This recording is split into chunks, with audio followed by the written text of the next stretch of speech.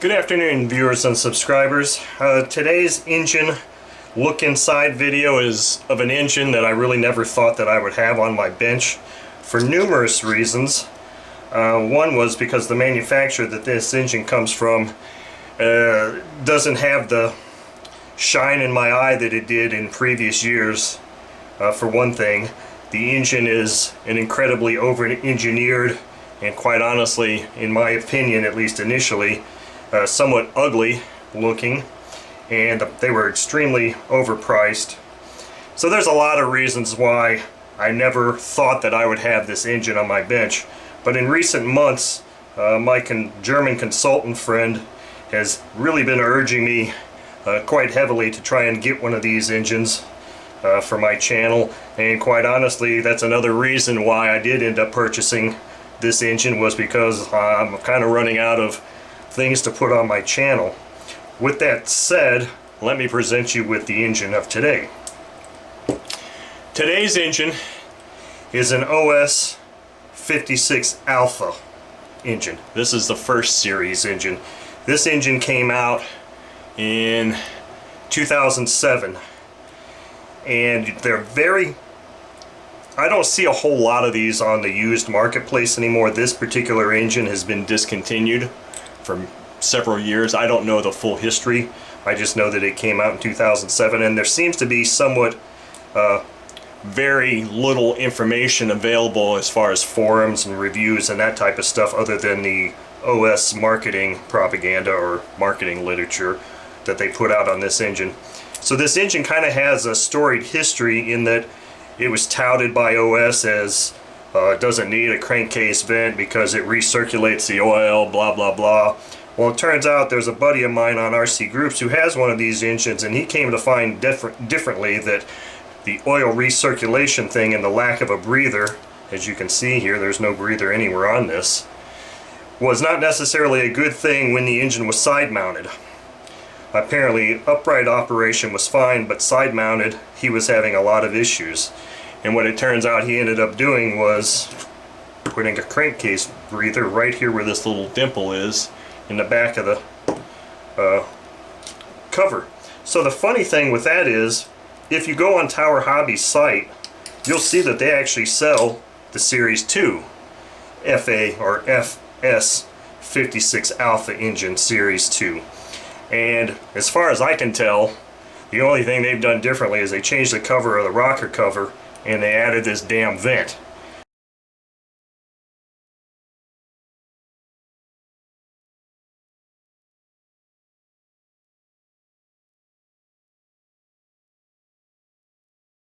Admitting basically that they had a design flaw, and they're covering it up like that. So anyway, as I got this engine, I got this engine off of eBay. I paid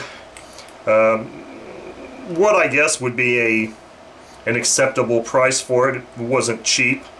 It wasn't super expensive, but I've been selling some engines, so I figured I could justify it by doing that.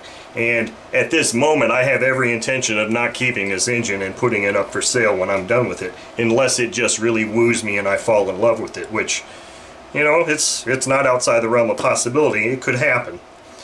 But where I was going with this was the purchase ad for this made it sound like this was acquired from a deceased modeler's estate. It had been bench run one time, and that was it. Now, if you look at the exhaust that came with it, I would tend to agree with the one-time run theory or claim, because anybody that's run OS engines in the last 10 years that had this style will know that it does not take very long at all before a bunch of carbon builds up on this thing and these look like complete crap. So based on this and that claim, I am going to do something I don't normally do with an engine like this, which is I'm actually going to take a look inside and try to assess, you know, what it looks like inside. I could theoretically just do a box of the bench run, but I really want to just take a look inside. Now, one thing I noticed right away is that this glow plug that came in this engine is not an OSF plug, which I know for a fact is what ships with this engine. So for whatever reason, the original glow plug was removed and replaced with this one, which, before we go too much further, let me just pull this out and try to identify what this plug is. I can tell you by looking at the top of it, it's not an OSF.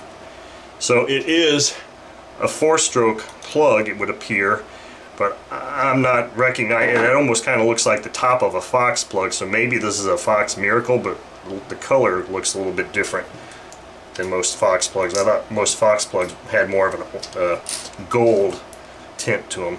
But anyway, so as I said, this engine operates on has a characteristic or a feature where there is no external vent and it recirculates the oil. Now, I'm going to have to zoom in here and show you this.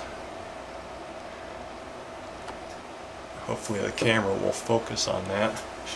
Let me get... If you look right here, let me zoom out just a hair because I don't know if my camera's focusing. Right here, this hole right here, right by the intake valve, is where, in theory, oil comes up and lubricates something or gets recirculated. That's a hole for oil. I'm not sure if it's, obviously it would be coming up. How it's getting recirculated, I don't really understand that theory. I don't know. But as long as we're here, we can see that this engine does look pretty interesting.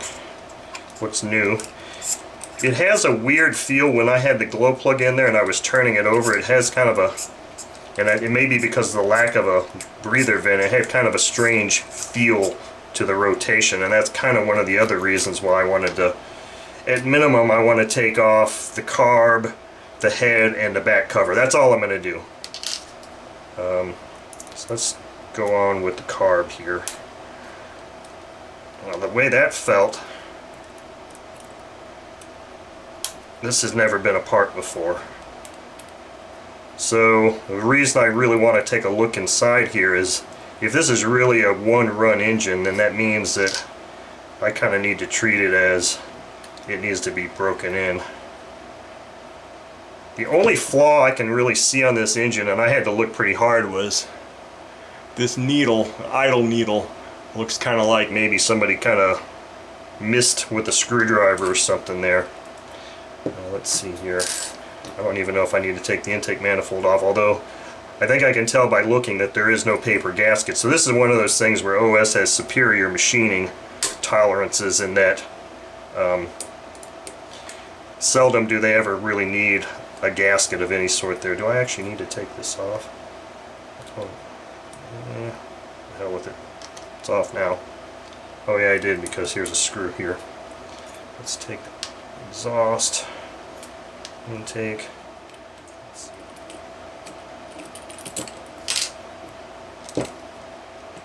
Okay, so to me that does look like it's got sniff test. It has been run maybe more than once. I really kind of want to look at the underside here. I just don't know if these screws are all the same length. Okay, luckily they are, because I wanted to show you this.